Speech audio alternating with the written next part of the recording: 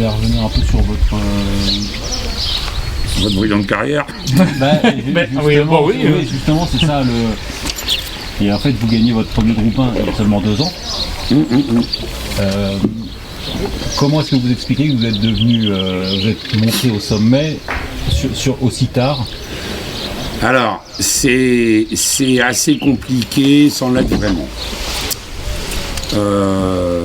C'est une propriété familiale, avec au début une petite structure. Mon père était dans les chevaux, mais il était plus axé vers le concours hippique que vers les courses. Moi j'ai commencé d'abord par le concours hippique, j'ai fait un peu de concours hippique, j'ai fait un peu de complet, puis je me suis vite aperçu que dans le concours ou dans le complet, il faut quand même avoir d'énormes moyens pour réussir. Et on n'avait pas ces moyens-là, et on s'est tourné tout doucement vers les courses. Voilà. Et moi j'ai dit tiens là il y a peut-être l'opportunité, parce que dans les courses, je pense que tout le monde commence au même niveau. Il y a pas, c'est pas parce que tu vas naître avec une cuillère en argent dans la bouche que tu seras meilleur que l'autre. T'as un gars qui sort de nulle part qui est là, qui va être bien meilleur. Point. Parce qu'il est plus doué, parce qu'il est plus ceci et plus ça. Donc, moi j'ai commencé comme ça avec une petite structure familiale. Ici, il y a eu des vaches, on a fait des choux de Bruxelles, on a fait des carottes. Voilà. Et on avait une petite écurie un petit peu plus loin où il y avait une vingtaine de box avant d'entraîner les chevaux en forêt et tout. Bon, ça n'a pas été. Je suis venu m'installer ici. Mais j'avais mon père, et tu m'écoutes, j'avais mon père qui était là et qui disait toujours la même chose, des petites boutiques, petits emmerdements, grosses boutiques, gros emmerdements. Et je me suis aperçu au fil du temps que, de toute façon, que tu sois petit ou gros, les emmerdements sont les mêmes, et que c'est quasiment plus facile à gérer quand tu as une grosse structure qu'une petite.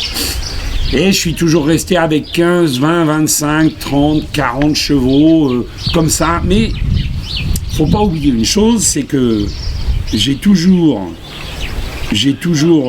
gagné des courses, pas au plus haut niveau parce que j'avais peut-être pas les chevaux, j'avais peut-être pas les structures, j'avais peut-être pas, je sais pas, et peut-être pas le mode d'emploi aussi, mais j'ai toujours gagné des courses, j'ai toujours fini mes années avec des bilans plus ou moins positifs, mais qui m'ont permis de continuer à travailler.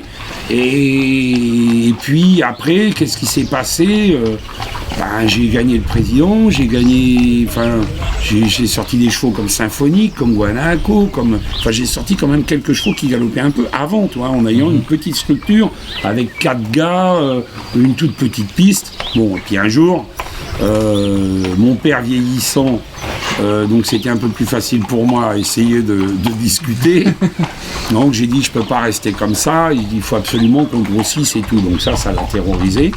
Donc on a tracé les pistes, et puis on a agrandi les pistes, et puis après j'ai rencontré des gens, en particulier Jean-Claude Rouget. C'est peut-être la rencontre avec Jean-Claude, c'est peut-être un déclic. Parce qu'on discute tous les deux beaucoup. On discute pas beaucoup, on discute. Voilà. Alors quand il me dit des trucs, des fois j'écoute, des fois j'écoute pas. Mais c'est pas le genre de garçon à dire tout et n'importe quoi. Donc c'est assez intéressant de l'écouter. Bon, ça avait commencé déjà avant, mais je pense que ça, plus ça, je pense que le changement de structure, le changement d'équipe. Aujourd'hui j'ai une très bonne équipe, j'ai mis beaucoup de temps à monter une équipe pareille, à monter cette équipe, et je pense que tu peux avoir toutes les qualités du monde en étant entraîneur. Si tu t'entoures pas de gens qualiteux, tu iras nulle part. C'est comme le jockey, s'il ne monte pas de bons chevaux, il ira nulle part.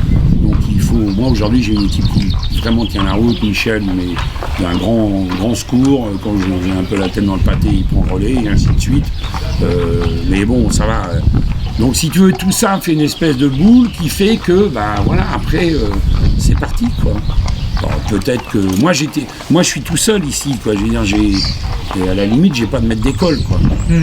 À l'hippodrome, tu peux éventuellement, il y en a 2, tu peux éventuellement regarder ce que fait le maître d'école. Alors tu prends celui que tu veux, ou Arnaud, ou Macaire, ou Chaillet. Mais tu peux regarder un peu comment il fait. Tu dis, moi je suis tout seul. Tiens, je pense que ça c'est bien, ça c'est bien, ça c'est pas bien, tu fais comme ci, tu fais comme ça. Bon, voilà.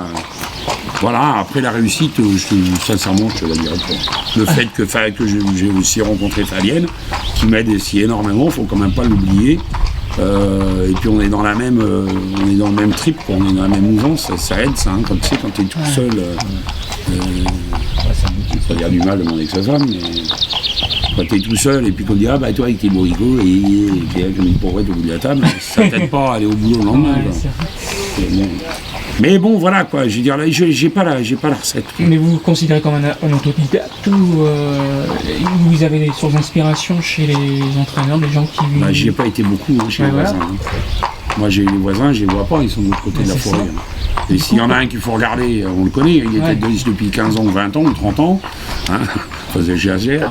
Mais s'il y en a un qu'il faut regarder, c'est lui. Mais moi je vois pas. Hein. Du coup, ça s'est fait de façon empirique Voilà, j'ai pris quelques idées parce que je connais quand même bien l'hippodrome, parce que c'est mon grand-père qui l'a créé. J'ai vu ce qu'il avait fait. Bon, là aujourd'hui, je suis paumé complètement. Quand je vais à l'hippodrome, il y a un obstacle tous les 2 mètres, je sais plus qui est quoi. Je suis perdu quand je vais à l'hippodrome. D'ailleurs, je n'y vais plus. J'y vais très très rarement. Et j'ai monté mes petites installations, ma pige, j'ai vu que ça allait bien avec ça va pas avec ça. Et puis voilà, puis après on essaye de... Et puis ce qui se passe, c'est que quand tu gagnes les courses, ben, automatiquement tu as les clients qui arrivent. Quand les clients arrivent, ils arrivent en général avec des bons chevaux. Jacques Détré, qui est quelqu'un que j'apprécie énormément et que je connais depuis très longtemps, mais avec qui j'avais jusqu'à maintenant pas travaillé. Bon, on a commencé avec, je sais plus lequel, après il y a eu De Bon Cœur, après il y a eu, là il y a Pic Dory, il y a Polyrico, il y a... Ça y est, c'est parti quoi. Jean-Claude, on a eu, je sais pas quel cheval au début, je me souviens plus, un petit cheval qu'on a foutu à réclamer, qui a regagné derrière, qui était chez Scandella. Mais après, on est tombé sur The Stomp, il a acheté un Mimanera, puis ça va comme ça quoi. Suppose qu'il est pas, j'ai pas réussi à sortir The Stomp, j'ai pas réussi à sortir un Mimanera. Jean-Claude, il aurait dit bon écoute, je t'aime beaucoup, mais viens, on va les bouffer par là et puis on va faire autre chose quoi. Ou alors en fait compte, t'es mauvais quoi.